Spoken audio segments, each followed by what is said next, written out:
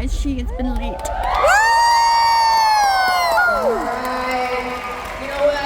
Normally I have something quirky to say. For those who don't know me, I'm Angelique Roche, and I'm going to be doing this panel that you have all been waiting for. So, without further ado, I want to bring to the stage Miss Hailee Steinfeld!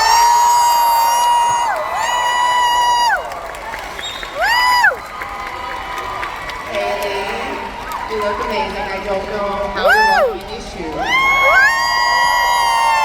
I don't know how you're walking in these shoes. You look fantastic. Do you want to take a spin? I've been talking to Hailee about her denim game. It's been on point. It's the little things in life. But nothing about your career has been little. I mean, you started off with a big bang. And you have continued, right? You are somehow a superhero on multiple fronts, both with powers and without powers. Gwen Stacy, Kate Bishop, Bea, Charlie, Maddie Ross, Emily Dickinson, like I literally had to write them down. Whether animated, live action, you've dealt with kingpins and Old West, robots in disguise. One of my favorite robots in disguise. You played a lot of tenacious characters. For you, I feel like that's just part of your story and part of your character as a person. But is there something that has specifically drawn you, whether you're being drawn or live action, to those characters? I would say I do think there's definitely a through line. There are a lot of similarities in characteristics of these characters. And I think the main one is that they are these strong, independent young women who have a point of view and have a voice that they will stop at nothing to be heard. I'm inspired by that. I feel like I've been so lucky to play these roles at parts of my life where I needed them. I love that they've connected me with people in the way that they have. And yeah, I think that there's an ambition that they all have. There's a drive that I share with them. But yeah, I also just feel at the end of the day so lucky that I'm at all in any capacity considered to take on these types of roles.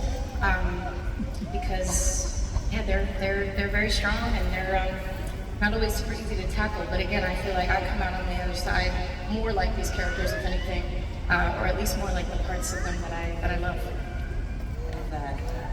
I didn't even ask y'all how you're doing today. How's everybody doing? Hold on. I love you too. But I would say, the little time that we've spent together, I know you guys are capable of being a lot louder than that. I said, how are you guys feeling? I mean, it was there.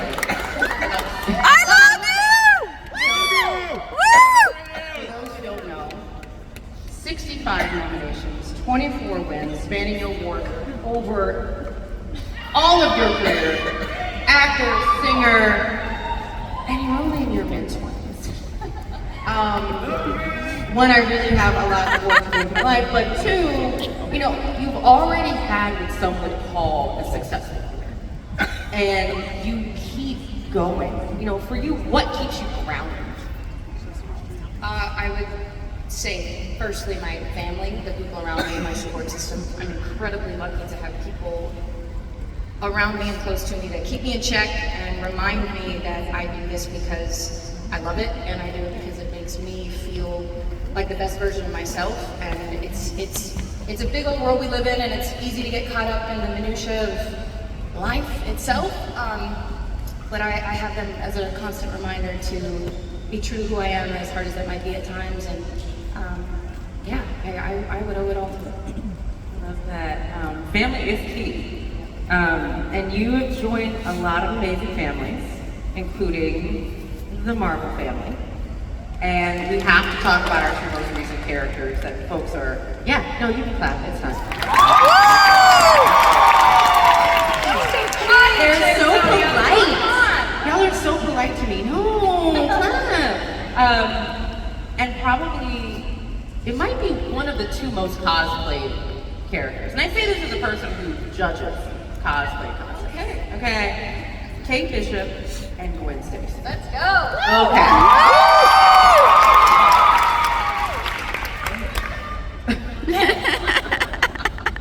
You know, how has it been, one, just entering this world that is just vibrant and brilliant and fast-paced, but also like seeing yourself cosplayed all over the place? That part is probably one of the craziest parts. It is so wild. Again, I feel like I'm lucky enough to work on these projects that I love. I get to pick characters that I resonate with, that I feel close to, and then beyond that, it enters your lives and your homes and your phones and however, you know, your reading materials, whatever it is, and it gets to make an impact for you, and I get to be a small part of that, and that to me is just like the most insane thing. And I've had the best time being here in San Antonio at this con. It's been so wonderful to meet all of you guys, see all of you, and the effort that you put into the costumes and the detail, and just the love and the support is truly felt, and I'm so grateful.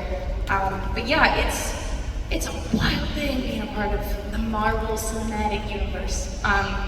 It's been an absolute dream come true, and while it is a big universe, it feels like you're on just your own little planet, and you have your own little family, and when we did Hawkeye, that's exactly what it felt like. It was intimate, and it was special, and every single person involved cared so much about making the best possible project for all of you. And I think that's been a really important thing for me too, is doing these characters justice, because they are so loved, and I understand exactly why, and I can only hope that I can add to that. So, I'm glad you brought up Kate Bishop.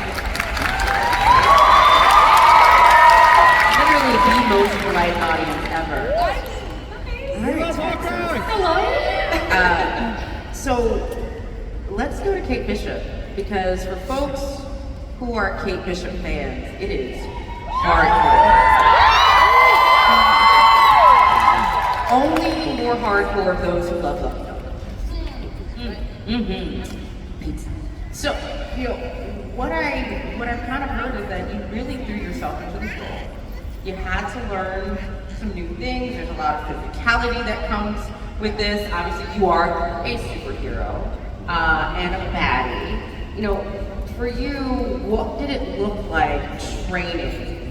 And do you feel like that's now been advantageous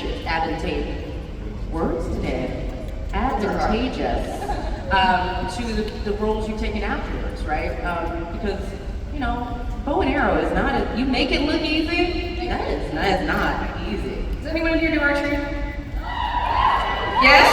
Okay. Then they know. Okay, then you know. Like, I underestimated that big time.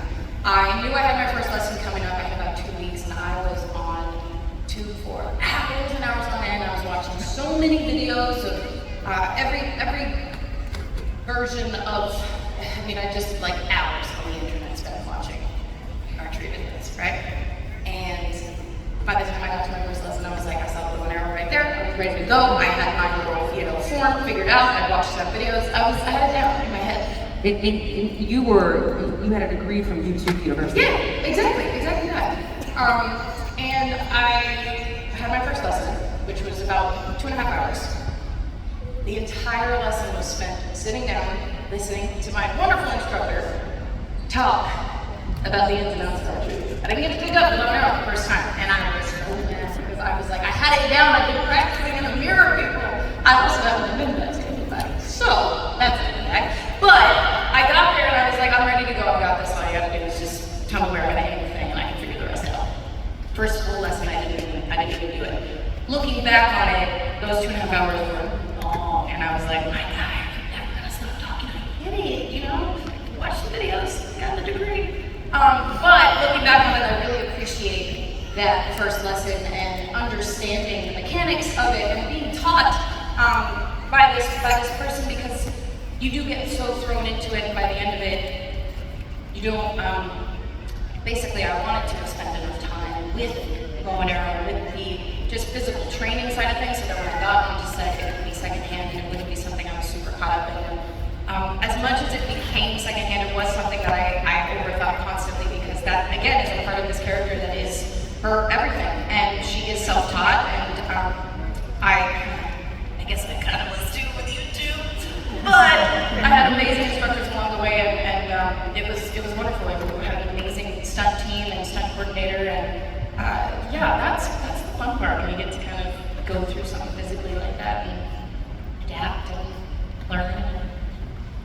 I love this idea that when it comes to archery, it really comes down to breathing. And for you, you know, you're no stranger to breathing techniques. I hear you do other things in your life that require that. Is there anything else you think you personally learned from this role as Kate? Because Kate's got an intense story. Also, we're just very much all anticipating seeing her.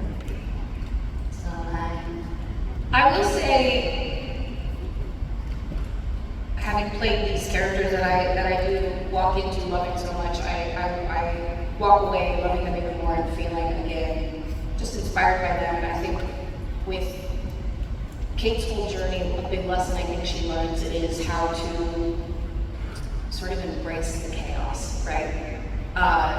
She's very easily excitable, which I am too, and she learns, you know, from Hawkeye himself that that's gonna need to be toned down quite a bit if we're gonna, you know, succeed on these missions. And so she really learns just to, I don't know, keep that essence of herself, but stay focused and embrace sort of everything that's going on, and love every minute of it, but really get the job done and know that that's why you're there. I think for me, there was so much going on around me. This was my first time being a part of something so big and so wild, and again, playing a character that is so loved by so many, and there were constant rewrites, and you know, you're dealing with little things which become bigger problems like the weather and or wardrobe malfunctions and all these things, and it's just like you just have to stay focused on the task at hand and the goal and the end goal, and embrace the chaos. So yeah, It's like a life lesson right there. I'm gonna go home and write that down. So let's switch over to Spider-Man Across the Spider-Verse.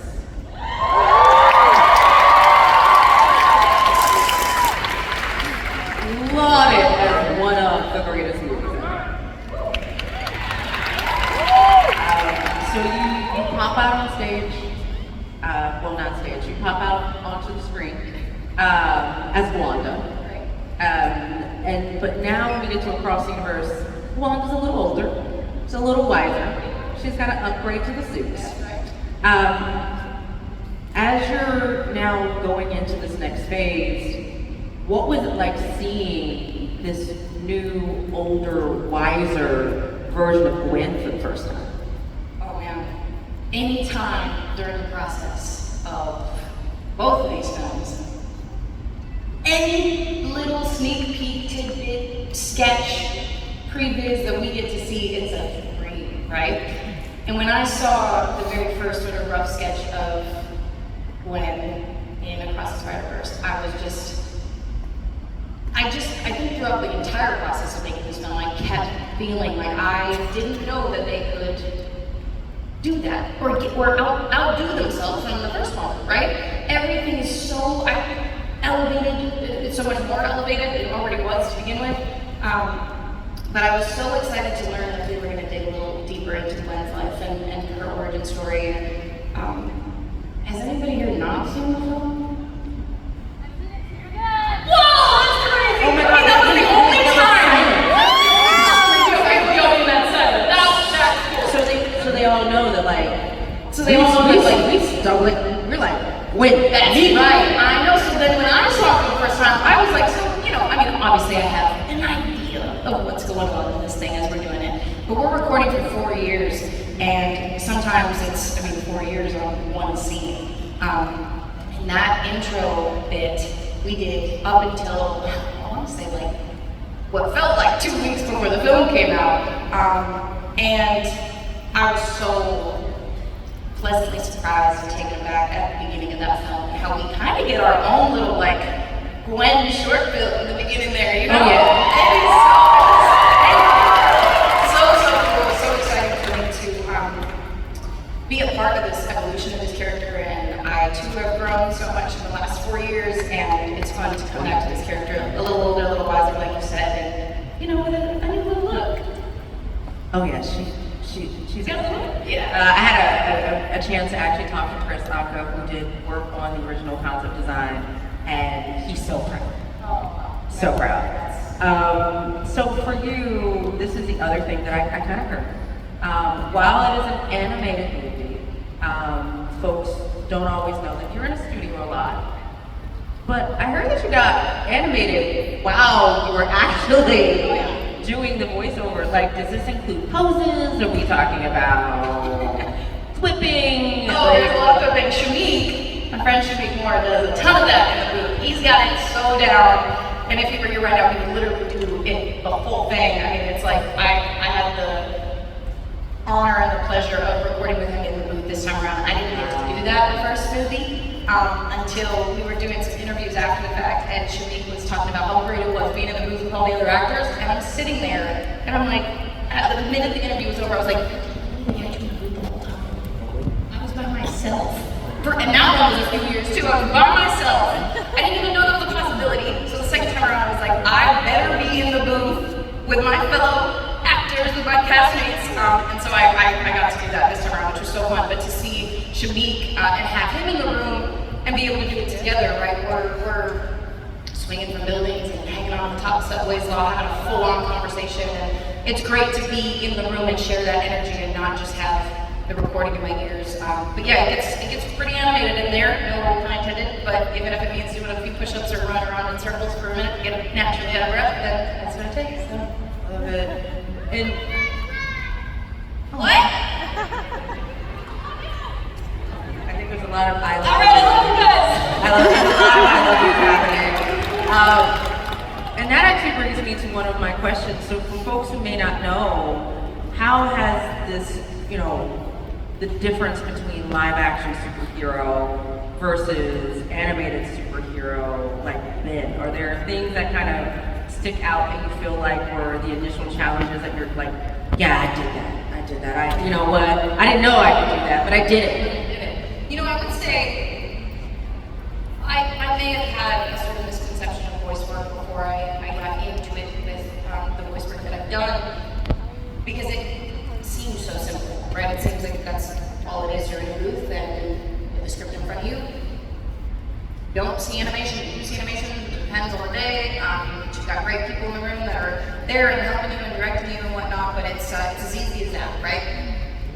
That is so not the case. And I realized that going from something like Hawkeye, where you're getting your hands dirty and you're in the mud and doing the work, to going in the booth. I mean, that's a big. You want to feel like you're in it, and I love nothing more than putting on that wardrobe and feeling like I'm in it. And there were so many moments during Hawkeye where I was like, day one on set. Shot the scene in the subway, and I remember seeing Jeremy Renner as Clint Barton for the first time, and I just was like, I fangirled so hard, but discreetly. Okay, I kept my cool as best I could, but I was like, this is real, this is happening, there's Clint Barton, this is so wild. And they handed me a bow and arrow, I got the pizza dog, and I got the backpack and the coat and all the things, and I'm just like, this is it, and then we did this crazy car chase scene. I'm totally going on a rant here, but I gotta share that. We did this car chase scene, which you've seen it, you know what I'm talking about, right? Yeah. Jeremy and I turned into, I'm gonna speak for myself, but if he were here, I believe he would agree with me. Like a 10-year-old kid, he would have thought we were at Disneyland. We were taping our phones to the front of this car just to record it for ourselves from every angle. We had both of them. I'll have to share it with y'all one day, but it was so much fun. And again, I had this moment where after we finished shooting it, I was like, this is the coolest job in the world. And I feel like a superhero. This is it's just so surreal and so exciting. And again, here I'm doing it with Clint Barton and the best Jeremy Renner of all people. And that was a really cool moment. I forgot your question and I went on that rant. That's all good. Here we go. They're fine. So my last question before we get to fan questions, because that's really an important question. I gotta know, at 13, 14, on an 8th audition, when you got the role as Matthew Ross, could you have ever imagined you would be sitting here right now today? Absolutely not. No way.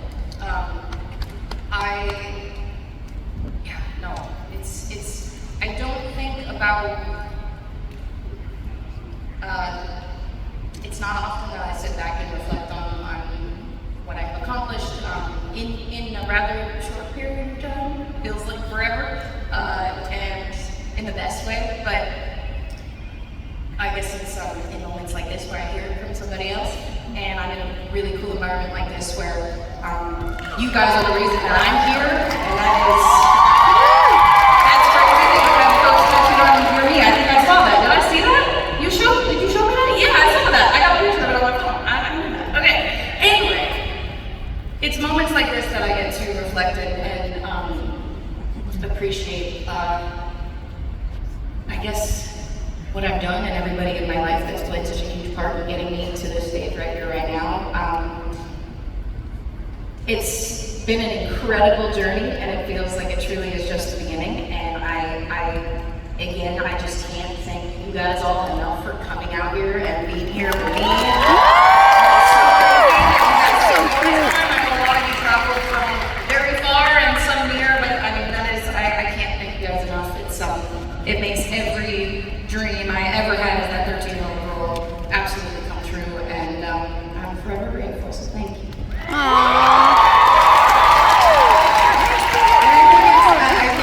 love to hear that story, and I think more people need to hear that story because the level of tenacity and the idea that you didn't just walk in, you worked for it, is a big deal for a lot of folks who are like, how did she do it? All right, so, fan questions. Elena Collins from Houston, Texas. Woo! Did you know in advance that Across the Spider-Verse would focus heavily on Finn's personal life, and how did you feel once you found out? I didn't know too much in advance. We never received a script for that, so we are kind of learning what's happening as we're going. And like I said before, when I saw it for the first time, it really wasn't until then that I understood the weight of it and how deeply we go into Gwen's world, right? Because I, at that point, had recorded it so many times, and you kind of don't really know what exactly is going to end up in the final cut. So I was completely honored and so just excited about it. As a fan of the character and of these filmmakers and of this film, I was excited, and obviously as the lucky one that gets to play her, I was especially excited to see that we got to go a little bit more into her world. I love it, because Gwen means so much to so many folks. So Nahara Martin from Buenos Aires, Argentina. We know you took archery lessons to play Kate in the past. Do you still keep on practicing? Do you feel more skilled now? You know, now that you have practical skills to go with your YouTube degree. And how is it going for you? So I swore when we finished Hawkeye that archery would be something that I'd stick with. And while I have done it a good amount since we wrapped the show, I haven't done it nearly as much as I sort of hoped that I would have time for. But it is an incredible sport, and it requires a level of patience and a level of focus that is intense, but somehow brings you a lot of peace. And I love it. If you haven't tried it, disclaimer, it's not easy, but I highly recommend it. It is really, really special, and something that I absolutely do need to continue doing, and hopefully we'll get to. Also, an Olympic sport. So Raça Medeiros from Florença, Brazil. How do you build the emotional aspect of character? Do you do playlists or maybe some reference studies of other canon characters that have similar traits? Yes, all of the above. It's sort of different every time. I guess maybe the order in which the process takes place, but if there is any source material available to me, I gotta get my hands on it. With characters like Kate and Gwen, there was plenty of that. And one thing that can seem equally as daunting as it's turned out to be helpful is that, I know I mentioned this a bunch, but with these characters that are so loved, you get to learn and understand why and what parts of them people love so much. And that was fun for me to sort of dig into what those qualities were and play up on them as best I could. both of these characters are real human characters that happen to be highly skilled and highly ambitious and driven and motivated young women that take it upon themselves to do amazing things. And so it was most important to me in all of it to make sure that they felt really authentic, and that comes with a lot of the emotional side of these characters. So yeah, just finding how their situations in life are relevant to my own, and if they're not, coming up with scenarios that I do feel I can relate to, and yeah, it's different every time, but you know, you do it. All right, so we got 2 more fan questions, and then you got autographs and photos to go to. So Gianna Krutoff from Jacksonville, Florida. I absolutely love the dynamic between Kate and Yelena. What was your favorite, funniest moment with working with Florence Pugh, who is hilarious? My favorite book. Favorite, Funniest funniest moment. moment. Favorite funniest Yeah, moment. we were like Happens. Florence Pugh. Yeah, happens. My favorite funniest moment. Oh, there's a lot of them. That straight face is not very easy to keep. Well, I will say at one point during our incredible scene together, that was one of my favorite few days shooting that show. There was hot sauce that ended up in my hair or her hair or both of them. Do you guys know? Both? Yeah. How do you know? Oh, they vandalized every single scene. I've already talked about, I know I posted the hot sauce, but I didn't talk about how it got in my hair. Okay, whatever. No, it's both. Great. Which obviously was not intended. So when something like that happens, that's always fun to improvise around. But we improvised a ton of that scene, which I hadn't had the chance to do much with this character. So it was really fun because I was at a point with Kate where I felt really comfortable with the character. I felt like I understood her. And of course, Florence came in having had Yelena down to a T and perfect. And she is, I could go on about her. I don't know how much time we got, but she is absolutely phenomenal and just a force and by far one of the most talented people ever. And I was so honored to share that time with her, and I too love the dynamic between Kate and Yelena, and it's so hope that we get to see more of that. I would continue myself by saying thank you for the spicy details, but I'm done. Okay. One dad joke per panel. All right, so last question from Texas. From San Antonio, Texas.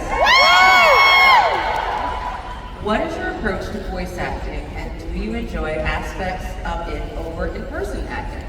Hailee, you're my flashlight! You're mine. Can you repeat that?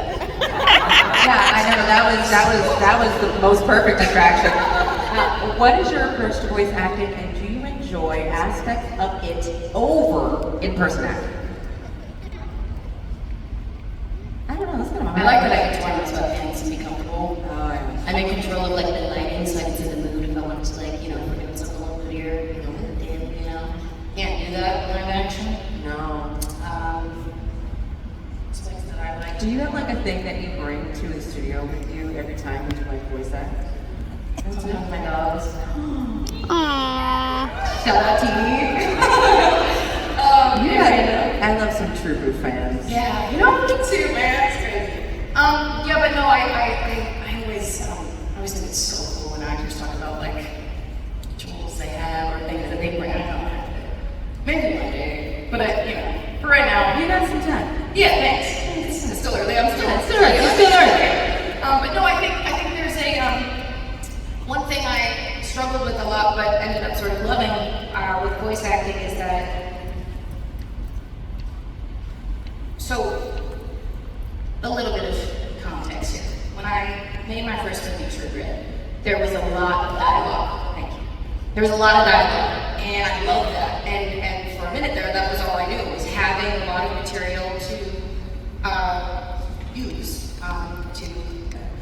emote through and obviously communicate with. And I'd gone on to do other things where there was a lot less dialogue, but similar amount of screen time, I guess you could say. And that was hard for me for a while because I felt like I needed words to carry me.